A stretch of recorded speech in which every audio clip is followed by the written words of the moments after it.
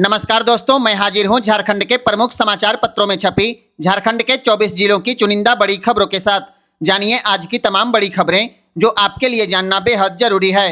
चाहे बात हो मैया सम्मान योजना की, पीएम और अबुआ आवास की, या फिर राशन कार्ड और पेंशन जैसी योजनाओं की। रांची में ईडी ने बड़ी कार्रवाई की है। मंगलवार की सुबह सीए नरेश केजरीवाल के 15 ठिकानों पर एक साथ छापा मारा। चर्च कॉम्प्लेक्स स्थित ऑफिस से लेकर घर और रिश्तेदारों के पते सब जगह ईडी की टीम दस्तावेज खंगाली। कार्रवाई फेमा और मनी लॉन्ड्रिंग के तहत की गई है। यह पूरा मामला तब सामने आया जब आयकर विभाग की जांच में खुलासा हुआ कि नरेश केजरीवाल ने संयुक्त अरब अमीरात, नाइजीरिया और अमेरिका में अघोषित सेल कंपनियों में निवेश कर रखा था और इन कंपनियों का संचालन भारत से ही होता था। ईडी फिलहाल विदेशी लेनदेन, फर्जी कंपनियां और संदिग्ध बैंक खातों से जुड़े दस्तावेजों की जांच कर रही है। झारखंड में इसे ईडी की अब तक की बड़ी कार्रवाई माना जा रहा है। झारखंड में महागठबंधन को बड़ा झटका लग सकता है। संभावना है कि भारतीय जनता पार्टी और झारखंड मुक्ति मोर्चा की सरकार बनने वाली है। झारखंड के एक प्रमुख समाचार पत्र वेबसाइट के अनुसार दिल्ली में मुख्यमंत्री हेमंत सोरेन और उनकी पत्नी कल्पना सोरेन की बीजेपी के बड़े नेता से मुलाकात हुई है और इसी मुलाकात के बाद सियासी खिचड़ी पकनी शुरू हो गई। मीडिया रिपोर्ट के अनुसार सियासी गलियारों में कयास लगाए जा रहे हैं कि हेमंत सोरेन और बीजेपी नेता के बीच बातचीत केवल औपचारिक नहीं थी, बल्कि दावे यहां तक किए जा रहे हैं कि दोनों दल भाजपा और झारखंड मुक्ति मोर्चा के साथ आने की प्रारंभिक सहमति बन चुकी है। चर्चा तो यह भी है कि डिप्टी सीएम के पद को लेकर भी बात फाइनल हो गई। अब अगर हेमंत सोरेन एनडीए में जाने का फैसला करते हैं तो झारखंड विधानसभा में समीकरण क्या होंगे, आने वाले दिनों में स्पष्ट पता चल जाएगा। झारखंड में मैया सम्मान योजना को लेकर महिलाओं में गहरी नाराजगी है। एक तरफ आपकी योजना आपकी सरकार आपके द्वार कार्यक्रम में नए लाभुकों का पोर्टल नहीं खुला, तो दूसरी तरफ योजना की 16वीं किस्त भी अब तक जारी नहीं की गई।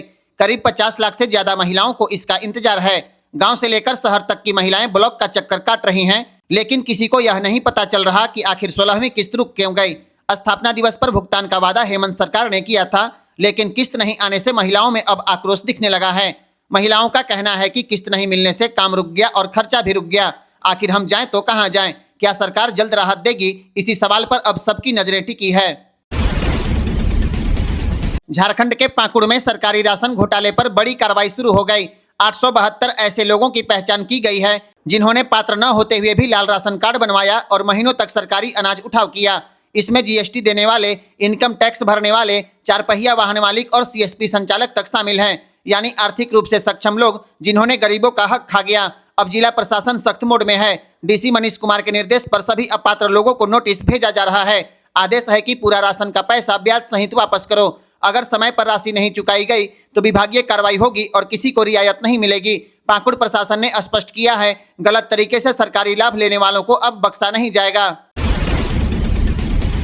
केंद्र सरकार ने प्रधानमंत्री कार्यालय यानी पीएमओ का नाम बदलकर सेवा तीर्थ कर दिया है। देश भर के राजभवन का नाम अब लोक भवन होगा। इसके अलावा केंद्रीय सचिवालय को कर्तव्य भवन के नाम से जाना जाएगा। न्यूज एजेंसी पीटीआई ने सरकार के सूत्रों के हवाले से मंगलवार को यह जानकारी दी। प्रधानमंत्री ऑफिस के अफसरों ने कहा कि सार्वजनिक संस्थानों में बड़ा बदलाव होने जा रहा है और सत्ता से सेवा की ओर बढ़ रहे हैं और यह बदलाव प्रशासनिक नहीं सांस्कृतिक है। इसके पहले केंद्र सरकार ने राजपथ का नाम बदलकर कर्तव्य पथ किया था। पीएम का आधिकारिक निवास भी रेड क्रॉस रोड कहलाता था, जिसे 2016 में बदलकर लोक कल्याण मार्ग कर दिया गया है। झारखंड में बिजली महंगी होने वाली है। झारखंड बिजली वितरण निगम लिमिटेड ने अगले वित्तीय वर्ष 2026-27 के लिए बिजली के दरों में औसतन 60% तक की भारी बढ़ोतरी का प्रस्ताव दे दिया। याचिका में घरेलू उपभोक्ताओं के लिए बिजली की दर 10 रुपये 30 पैसे प्रति यूनिट करने की मांग की गई है। औद्योगिक उपभोक्ताओं के लिए 9 रुपये 10 पैसे प्रति यूनिट, कृषि सिंचाई की दर को 5 रुपये 30 पैसे से बढ़ाकर 9 से 10 रुपये प्रति यूनिट करने का प्रस्ताव है। इसका सीधा असर किसानों पर पड़ेगा क्योंकि सिंचाई की लागत बढ़ेगी और खेती महंगी हो जाएगी। झारखंड बिजली वितरण निगम लिमिटेड ने इसकी वजह बताई है बढ़ती बिजली खरीद लागत, पुराने पावर परचेज एग्रीमेंट का बोझ और वितरण नेटवर्क को मजबूत करने के लिए भारी निवेश को इसकी वजह बताई है। जेएसईआरसी ने इस याचिका को स्वीकार कर लिया है। अब सुनवाई होगी और सभी पक्षों की राय ली जाएगी। अगर इसे मंजूरी मिलती है तो आने वाले दिनों में बिजली बिल आम जनता की जेब पर भारी पड़ सकता है। अब पूरी नजर आयोग के अंतिम फैसले पर रहेगा। झारखंड में मौसम विभाग के अनुसार बुधवार से राज्य के कई इलाके खासकर रांची, पलामू, सिमडेगा, सिंहभूम, चतरा, हजारीबाग, गुमला, लातेहार, कोडरमा, लोहरदग्गा और खूंटी में तापमान के और गिरने की संभावना है। न्यूनतम तापमान में 3 से 4 डिग्री तक की कमी आएगी। 3 दिसंबर से आसमान पूरी तरह साफ हो जाएगा और 7 दिसंबर तक ठंड से किसी तरह की राहत नहीं मिलेगी। 15 दिसंबर के बाद तापमान में गिरावट के साथ शीतलहर चलने की संभावना है। 4 से 5 दिनों तक शीतलहर चलने से न्यूनतम तापमान में और गिरावट आ जाएगी। इस बार राज्य के शहरी इलाकों में न्यूनतम तापमान 5 से 6 डिग्री और ग्रामीण इलाकों में 4 से 5 डिग्री तक पहुंचने की संभावना है। मौसम विज्ञान केंद्र के निदेशक अभिषेक आनंद ने बताया कि दितवाह तूफान का असर धीरे धीरे कम होने लगा है। 2 दिसंबर से छाए बादल के छटने की संभावना है। सोमवार को जमशेदपुर, सिमडेगा सहित कई जिलों में हल्की बारिश हुई। इधर ठंड बढ़ने के बीच रांची स्मार्ट सिटी में एक बुजुर्ग की मौत हो गई। उनका शरीर अकड़ा हुआ मिला है। रांची रेलवे ने 10 दिसंबर से 7 जनवरी तक 20 ट्रेनों को रद्द कर दिया है। Hatia Tatanagar express, Ranchi Bokaro passenger, Dumka Ranchi express, Ranchi चौपन एक्सप्रेस और खड़गपुर रांची एक्सप्रेस सहित कई ट्रेन पूरे 1 महीने तक नहीं चलेगी। इस अवधि में 10 ट्रेन को शॉर्ट टर्मिनेट किया गया है, यानी यह ट्रेन अपने अंतिम स्टेशन तक नहीं जाएगी। कुछ मुरी में रुक जाएगी, कुछ बोकारो में और कुछ मेसरा से ही वापस लौट जाएगी। रांची सासाराम एक्सप्रेस भी कई दिनों तक पिस्का स्टेशन से चलने वाली है। अगर आप दिसंबर जनवरी में किसी ट्रेन से सफर का प्लान कर रहे हैं तो रेलवे की अपडेट जरूर चेक करें, क्योंकि 10 दिसंबर से 7 जनवरी तक रांची रूट पर कई ट्रेन नहीं चलेगी। रेलवे ने रांची स्टेशन के रिमॉडलिंग और बड़े तकनीकी काम, प्री नॉन इंटरलॉकिंग और नॉन इंटरलॉकिंग के चलते यह फैसला लिया है। झारखंड में साइबर अपराधियों ने इस बार एक जज साहब को अपना शिकार बना लिया। रांची के शालीमार बाजार में सब्जी खरीदने पहुंचे खुट्टी के अपर जिला एवं सत्र न्यायाधीश प्रथम राकेश मिश्रा का मोबाइल उनकी जेब से चोरी हो गया। 30 नवंबर को मोबाइल चोरी के कुछ ही घंटों बाद साइबर अपराधियों ने उसी मोबाइल से बड़ी वारदात को अंजाम दे दिया। अमेजन ऐप से 1,34,000 रुपए की खरीदारी कर ली और अलग अलग ट्रांजैक्शन के जरिए 1,53,000 रुपए ट्रांसफर कर दिए गए। कुल मिलाकर 2,88,000 रुपए खाते से निकाल लिए गए और जज साहब को देर शाम ईमेल खोलने पर पूरे खेल का पता चला। शिकायत के बाद जगन्नाथपुर थाने में केस दर्ज कर लिया गया है। पुलिस अब इस बात की जांच कर रही है कि किसके खाते में पैसा गया और किस नाम से शॉपिंग की गई है। यह मामला साफ बताता है साइबर अपराधी किसी को नहीं छोड़ते। मोबाइल चोरी को हल्के में लेना अब भारी पड़ सकता है।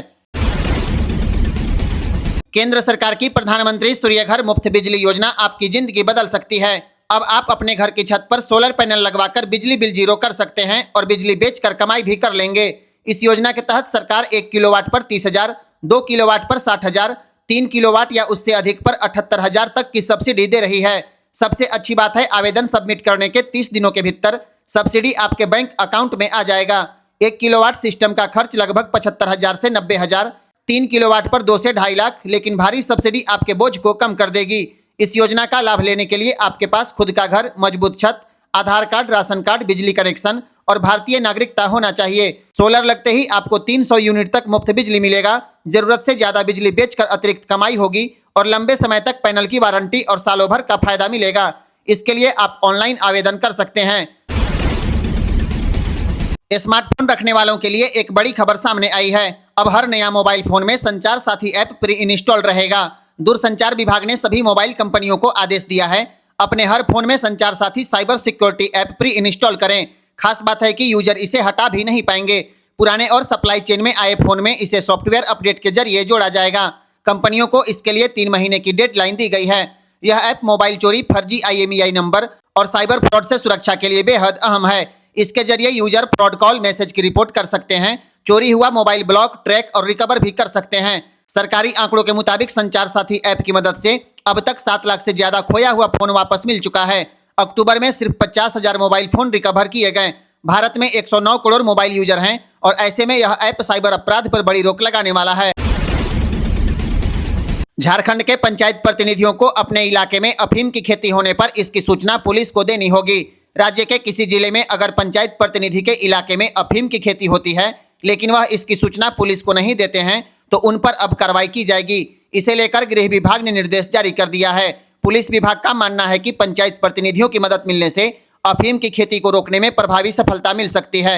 गृह सचिव के रिपोर्ट के अनुसार राज्य में खूंटी, पश्चिमी सिंहभूम, सरायकेला खरसावां, हजारीबाग, चतरा, लातेहार और पलामू में अफीम की सर्वाधिक खेती होती है। जनवरी, फरवरी और मार्च महीने में अफीम का पौधा अपने मूल स्वरूप में आ जाता है। सोना चांदी फिर से रिकॉर्ड लेवल के बेहद करीब पहुंच गया। सोमवार को सराफा बाजार में बड़ी उछाल देखने को मिली। चांदी एक दिन में 10,821 रुपए उछलकर 1,75,180 रुपए प्रति किलो पहुंच गई। सोना भी 2,209 रुपए चढ़कर 1,28,800 रुपए प्रति 10 ग्राम हो गया। सबसे खास बात है 24 कैरेट सोना अब अपने सभी समय के रिकॉर्ड से सिर्फ 784 रुपए नीचे रह गया है। एक्सपर्ट का अनुमान है कि इस महीने के आखिर तक सोना 1,35,000 प्रति 10 ग्राम तक पहुंच जाएगा। चांदी 1,85,000 रुपए प्रति किलो को छू सकती है। शादियों का सीजन भी सोने चांदी की खरीद को और बढ़ा रहा है। सोना खरीदने की अगर आप सोच रहे हैं तो बाजार पर नजर जरूर रखें। उत्तर प्रदेश के औरैया गांव में गोलगप्पा खाने की कोशिश करना एक महिला को भारी पड़ गया। 50 वर्षीय इनकला देवी का जबड़ा अचानक लॉक हो गया। दरअसल वह अपने परिवार के साथ गोलगप्पा खाने गई थी। एक बड़ा गोलगप्पा मुंह में डालने की कोशिश की, उसी दौरान उसका जबड़ा पूरी तरह खुला रहा और दोबारा बंद नहीं हुआ। परिजनों ने पहले इस घटना को मजाक समझा, लेकिन जब स्थिति गंभीर लगी तो तुरंत उसे अस्पताल ले जाया गया। डॉक्टरों के मुताबिक ऐसे मामले बहुत कम देखने को मिलते हैं, लेकिन बड़े आकार का गोलगप्पा एक झटके में मुंह में डालने से जबड़े की नसें और मांसपेशियां लॉक हो सकती है। फिलहाल महिला का इलाज चल रहा है। झारखंड में कक्षा 8वीं, 9वीं और 11वीं की परीक्षा पैटर्न अब पूरी तरह बदल जाएगी। अगले सत्र से इन कक्षाओं की परीक्षा अब झारखंड एकेडमिक काउंसिल नहीं लेगा। इन परीक्षाओं का आयोजन JSERT करेगा। सबसे बड़ा बदलाव अब परीक्षा OMR सीट पर भी होगी और साथ में लिखित परीक्षा भी देना पड़ेगा, यानी छात्रों को 2 मोड में अपनी तैयारी करनी होगी। यह बदलाव इस सत्र में लागू होना था, लेकिन समय कम होने और तैयारी पूरी नहीं होने के कारण झारखंड एकेडमिक काउंसिल ने इसे टाल दिया है। अब फैसला लिया गया है कि अगले सत्र से नया पैटर्न को अनिवार्य किया जाएगा। नई व्यवस्था का मकसद परीक्षा को आधुनिक बनाना, पारदर्शिता बढ़ाना और छात्रों को कॉम्पिटिटिव फॉर्मेट से जोड़ना है। झारखंड के 16 बैंकों में 1,490 करोड़ रुपए ऐसे ही पड़े हैं जिनका कोई बारिश नहीं है। इन पैसों से जुड़े 38 लाख से ज्यादा बैंक खाते पिछले 10 साल से बिल्कुल बंद हैं और किसी ने उनसे 1 रुपया तक का लेन देन नहीं किया। सबसे ज्यादा 530 करोड़ रुपए SBI में अनक्लेम्ड हैं। इसके बाद 408 करोड़ रुपए बैंक ऑफ इंडिया में जमा है, जिसे लेने वाला कोई नहीं। इसके अलावे एक्सिस बैंक में 20 करोड़, बैंक ऑफ बड़ौदा में 50 करोड़, केनरा बैंक में 89 करोड़, इंडियन बैंक में 103 करोड़, पंजाब एंड सिंध बैंक में 122 करोड़ और झारखंड राज्य ग्रामीण बैंक में 105 करोड़ रुपए सालों से बिना दावेदार के पड़ा हुआ है। ज्यादातर मामलों में परिजनों को पता ही नहीं कि उनके घर में किसी सदस्य का बैंक खाता या FD भी था। बैंकों ने अब इस पूरी राशि को अनक्लेम्ड मनी घोषित कर रिजर्व बैंक को भेज दिया है। अगर आपके परिवार में किसी पुराने खाते की जानकारी हो तो तुरंत पता करें। हो सकता है लाखों का पैसा ऐसे ही बिना दावेदार के बैंक में आपका पड़ा है। झारखंड सरकार के आदेश के बावजूद राज्य के अंचल अधिकारी गैरमजरूआ मालिक जमीन की रसीद देने से कतरा रहे हैं। मीडिया रिपोर्ट के अनुसार पिछले 9 साल से हजारों रैयत अपनी ही जमीन की रसीद के लिए अंचल कार्यालय का चक्कर काट रहे हैं। न लगान लिया जा रहा है और न रसीद दी जा रही है। ऑफलाइन रसीद पूरी तरह से बंद कर दिया गया। दरअसल 2016 में विभागीय सचिव के सोन ने आदेश दिया था, गैरमजरूआ मालिक जमीन की जांच हो, सही पाए जाने पर इसे अवैध जमाबंदी सूची से हटाया जाए और तब ही निबंधन किया जाए। पर इस आदेश के बाद अनेक जिलों में रसीद निर्गत करना ही ठप हो गया। सबसे चिंता की बात है कि राज्य में करीब 10 लाख एकड़ गैरमजरूआ मालिक जमीन का अनुमान है। इसमें से केवल 40% जमीन की अभी रसीद मिल पा रही है, यानी कि 6 लाख एकड़ जमीन के रैयत आज भी परेशान हैं। गढ़वा में 13 दिसंबर शनिवार को राष्ट्रीय लोक अदालत का आयोजन होने जा रहा है। यह लोक अदालत गढ़वा व्यवहार न्यायालय और अनुमंडलीय व्यवहार न्यायालय नगर उटारी दोनों जगह लगेगी। प्रधान जिला एवं सत्र न्यायाधीश मनोज प्रसाद ने लोगों से अपील की है कि जल्द, सरल और सस्ता न्याय पाने का यह सुनहरा मौका बिल्कुल न गंवाएं। लोक अदालत में चेक बाउंस, मोटर वाहन दुर्घटना दावा, वैवाहिक विवाद, जल नल, श्रम विवाद, बैंक रिकवरी, सिविल मामले सहित कई मामलों का समाधान कराया जाएगा। सुनवाई पूरी तरह निःशुल्क होती है और फैसले के खिलाफ अपील नहीं की जा सकती। गढ़वा जिले में अब तक 1,08,000 से ज्यादा मामलों का निपटारा लोक अदालत के जरिए किया जा चुका है। इसीलिए अगर आपका कोई मामला लंबित है तो 13 दिसंबर को अदालत में जरूर पहुंचें। झारखंड के सभी 48 नगर निकायों में अब एक ही चरण में चुनाव कराए जाएंगे। राज्य निर्वाचन आयोग ने जिलों को ऐसा संकेत दिया है। नई व्यवस्था में वार्ड पार्षदों के लिए फिर से चक्रीय आरक्षण लागू होगा, लेकिन मेयर, अध्यक्ष और उपाध्यक्ष पद से चक्रीय आरक्षण हटा दिया गया है। अब आरक्षण का क्रम पहले ST, फिर SC, उसके बाद BC1 और BC2 होगा। 50% आरक्षण सीमा के कारण 9 नगर निगम में सिर्फ 4 मेयर पद ही आरक्षित होंगे। संभावना है रांची और आदित्यपुर ST, गिरिडीह SC और हजारीबाग OBC के लिए आरक्षित होगा। देवघर, धनबाद, चास, मेदिनीनगर और मानगो का मेयर पद अनारक्षित रहने की संभावना है। अगर सब तय समय पर हुआ तो जनवरी के आखिरी या फरवरी के पहले सप्ताह में चुनाव की अधिसूचना जारी हो सकती है। झारखंड के सरायकेला खरसावां जिले में होमगार्ड की बहाली शुरू हो गई। झारखंड गृह रक्षा वाहिनी ने 446 रिक्त पदों के लिए आवेदन मांगे हैं। अभ्यर्थी 3 दिसंबर से 18 दिसंबर तक लिंक के माध्यम से ऑनलाइन आवेदन जमा कर पाएंगे। आवेदन का प्रिंट आउट 18 दिसंबर तक जिला समादेष्टा कार्यालय में जमा करना अनिवार्य होगा। इस बहाली में शहरी और ग्रामीण दोनों क्षेत्र शामिल हैं। शहरी क्षेत्र के लिए मैट्रिक पास, जबकि ग्रामीण क्षेत्र के लिए कम से कम 7वीं पास योग्यता तय की गई है। आयु सीमा 19 से 40 वर्ष निर्धारित है। खास बात है कि रिक्त पदों में से 50% पद महिलाओं के लिए आरक्षित किए गए हैं। उपायुक्त कार्यालय की ओर से विज्ञापन जारी कर अभ्यर्थियों से समय पर आवेदन करने की अपील की गई है। अगर आप इस भर्ती में शामिल होना चाहते हैं तो तारीख याद रखें, 3 से 18 दिसंबर तक ही आपके लिए मौका है। झारखंड में इस साल HIV के 1139 नए मरीज पाए गए हैं। स्वास्थ्य विभाग के अनुसार अप्रैल से अक्टूबर 2025 तक राज्य में 1,47,639 लोगों की जांच की गई, जिसमें 1139 की रिपोर्ट पॉजिटिव पाई गई है। संक्रमितों में 1095 को ART सेंटर से जोड़ दिया गया। अब उनका इलाज और दवा ART सेंटर में होगा। HIV के नए संक्रमितों में सबसे ज्यादा 206 मरीज पूर्वी सिंहभूम के हैं। वहीं रांची में 173, हजारीबाग में 109, धनबाद में 96, पलामू में 80, गिरिडीह में 65, कोडरमा में 51 और दुमका में 50 नए मरीज पाए गए हैं। राज्य में इस साल 86 गर्भवती महिलाएं HIV से संक्रमित पाई गई हैं। इस आंकड़ों को जोड़ा जाए तो राज्य में HIV से कुल गर्भवती महिलाओं की संख्या 214 हो गई। सबसे ज्यादा 13 संक्रमित गर्भवती महिलाएं पाकुड़ में पाई गई हैं। इसके अलावा पूर्वी सिंहभूम में 10, रांची में 7 संक्रमित महिलाएं हैं। हजारीबाग में कुल गर्भवती संक्रमित महिलाओं की संख्या 28 है। पूर्वी सिंहभूम में 22 और रांची में 19 महिलाएं संक्रमित है। स्वास्थ्य विभाग की सतर्कता से 86 संक्रमित गर्भवती महिलाओं ने स्वस्थ बच्चे को जन्म दिया है। बच्चे स्वस्थ हों, इसके लिए गर्भधारण के दौरान महिलाओं का समय समय पर स्क्रीनिंग कराई गई।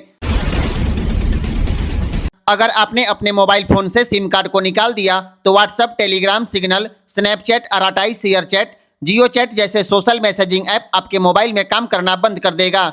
दूरसंचार विभाग ने यह आदेश दूरसंचार साइबर सुरक्षा संशोधन नियम 2025 के तहत जारी किया है और यह निर्देश तुरंत प्रभाव से लागू हो गया। कंपनियों को 90 दिनों के भीतर सिस्टम तैयार करना होगा और 120 दिनों में सरकार को रिपोर्ट देनी होगी। नई व्यवस्था के तहत अब कोई भी ऐप सक्रिय सिम कार्ड के बिना आपके मोबाइल में काम नहीं करेगा। सरकार का कहना है कि बहुत से साइबर अपराधी सिम बंद होने या बदलने के बाद भी ऐप इस्तेमाल करते रहते हैं, जिससे कॉल रिकॉर्ड, लोकेशन ट्रैकिंग और डिजिटल फुटप्रिंट मिलना मुश्किल हो जाता है। इसलिए यह कदम उठाया गया है ताकि विदेशों से चलने वाले फ्रॉड, स्कैम और साइबर अपराधों पर रोक लग सके। झारखंड में कुत्तों की संख्या को लेकर एक रिपोर्ट सामने आई है। गढ़वा में 11,009, पलामू में 23,727, लातेहार में 8,177, लोहरदग्गा में 6,177, गुमला में 15,472, रांची में 23,885, रामगढ़ में 10,754, हजारीबाग में 24,451, चतरा में 20,860, कोडरमा में 8,768, गिरिडीह में 36,764, धनबाद में 19,764, बोकारो में 16,358, देवघर में 23,582 और जामताड़ा में 13,436 कुत्तों की गिनती की गई है। पालतू कुत्तों के मालिकों को अब अपने कुत्तों का निबंधन कराना होगा। अगर पालतू कुत्ता किसी को काट लेता है तो इलाज से लेकर कानूनी खर्च तक मालिक को उठाना पड़ेगा। झारखंड सरकार ने आवारा कुत्तों से निपटने के लिए एक्शन प्लान तैयार किया है। इसके लिए सरकार ने SOP जारी कर दिया, जिसके तहत शहरी निकायों को कम से कम 70% आवारा कुत्तों की नसबंदी और टीकाकरण का टारगेट दिया गया है। जो लोग कुत्ते पालते हैं उसके मालिकों को भी शहरी निकाय या पंचायती राज संस्थाओं से अपने कुत्ते का निबंधन कराना होगा। झारखंड के हजारों प्रशिक्षित प्राथमिक शिक्षकों के लिए बड़ी खुशखबरी सामने आई है। झारखंड हाईकोर्ट ने साफ कर दिया है कि शिक्षकों को उत्क्रमित वेतनमान अब 1 जनवरी 2006 से प्रभावी होगा। अदालत ने आदेश दिया है कि प्रशिक्षित प्राथमिक शिक्षकों का वेतन पे बैंड 2 9300 से 34,800 और ग्रेड पे 4200 पर तय किया जाए। राज्य सरकार को 12 सप्ताह के भीतर नया वेतन निर्धारण करने का निर्देश दिया गया है और वेतन तय होने के बाद 8 सप्ताह में पूरा भुगतान भी करना होगा। कोर्ट ने कहा कि 2009 की अधिसूचना में यह वेतनमान पहले से ही तय है। 2014 और 2018 के आदेश इसका असर को नहीं बदलते। इस फैसले से राज्य के हजारों शिक्षकों के अपग्रेड वेतनमान का रास्ता साफ हो गया। चुनाव आयोग ने बड़ा फैसला लेते हुए BLO का मानदेय दोगुना कर दिया। इसके साथ ही पर्यवेक्षकों का भत्ता भी बढ़ा दिया है। शनिवार की शाम आयोग की ओर से जारी सूचना के मुताबिक BLO का मानदेय 6,000 रुपए से बढ़ाकर 12,000 रुपए कर दिया गया है। इसी के साथ BLO पर्यवेक्षकों का मानदेय भी 12,000 रुपए से बढ़ाकर 18,000 रुपए कर दिया गया। आयोग ने BLO सुपरवाइजर के अलावे सहायक निर्वाचन पंजीकरण अधिकारी यानी AERO और निर्वाचन पंजीकरण अधिकारी ERO के मानदेय को भी बढ़ाने की घोषणा की है। AERO को 25,000 रुपए और ERO को 30,000 रुपए सम्मान राशि देने का फैसला लिया गया है। पहले इन पदों पर कोई अलग से मानदेय की व्यवस्था नहीं थी। नेतरहाट में पर्यटन का नया अध्याय खुलने वाला है। झारखंड सरकार अब नेतरहाट से लोहरदगा के मोरवाई तक 5 किलोमीटर लंबे जंगली रास्तों पर ट्रैकिंग रूट विकसित करने की तैयारी में है। पर्यटन मंत्री की हालिया नेतरहाट यात्रा और जंगल सफारी उद्घाटन के बाद अफसरों को नए पर्यटन मॉडल का ब्लूप्रिंट बनाने का निर्देश मिला है। पलामू टाइगर रिजर्व के अधिकारियों के मुताबिक शिव मंदिर से मोरवाई तक का पुराना अंग्रेजकालीन रास्ता झरना, चट्टान और घने जंगलों से भरपूर रोमांचक ट्रैकिंग के लिए बिल्कुल उपयुक्त है। यदि यह प्रोजेक्ट शुरू हुआ तो नेतरहाट में एडवेंचर टूरिज्म को नया आयाम मिलेगा और स्थानीय लोगों को रोजगार मिलने की उम्मीद है। राज्य के पर्यटन नक्शे में एक अनोखा और रोमांचक रूट जुड़ जाएगा। झारखंड एकेडमिक काउंसिल यानी जैक ने प्रमाण पत्र में संशोधन के लिए अंतिम मौका दे दिया है। जैक के स्थापना काल से लेकर वर्ष 2024 तक जारी किए गए सभी प्रमाण पत्रों में संशोधन के लिए आवेदन 30 जून 2026 तक स्वीकार किए जाएंगे। इनमें पंजीयन रसीद, प्रवेश पत्र, अंक पत्र, प्रवचन पत्र, औपबंधित प्रमाण पत्र और मूल प्रमाण पत्र शामिल है। वर्ष 2025 और उसके बाद की परीक्षाओं के लिए प्रमाण पत्र संशोधन की समय सीमा अधिकतम 3 साल तय की गई है। झारखंड एकेडमिक काउंसिल ने स्पष्ट किया है, निर्धारित अवधि के बाद संशोधन से संबंधित किसी भी आवेदन पर कोई विचार नहीं किया जाएगा। जिन विद्यार्थियों के दस्तावेज में नाम, जन्मतिथि या अन्य कोई त्रुटि है, उनके लिए यह अंतिम अवसर है। झारखंड के राशन लाभुकों को चना दाल और चीनी साल 2025 में नहीं मिलेगा। दाल और चीनी की सप्लाई अब 2026 में शुरू हो पाएगी। नमक वितरण प्रक्रिया में भी बदलाव किया जा रहा है। टेंडर प्रक्रिया लंबित रहने के कारण पिछले 11 महीने से गरीब परिवारों को चना दाल और चीनी नहीं मिल पाई है। जनवरी 2025 से अब तक PDS दुकानों में चना दाल की एक भी खेप नहीं पहुंची और चीनी का टेंडर भी विभाग ने रद्द कर दिया है। नई आपूर्ति प्रक्रिया तैयार की जा रही है, जिसके पूरा होने में कम से कम 1 से 2 माह का और समय लगेगा। राशन कार्डधारियों को चीनी 27 रुपए किलो और BPL परिवारों को चना दाल 1 रुपए प्रति किलो दिया जाता है। अब नमक टेंडर से नहीं, सीधे केंद्रीय लोप उपक्रम से खरीदा जाएगा और फिर लाभुकों के बीच वितरण किया जाएगा।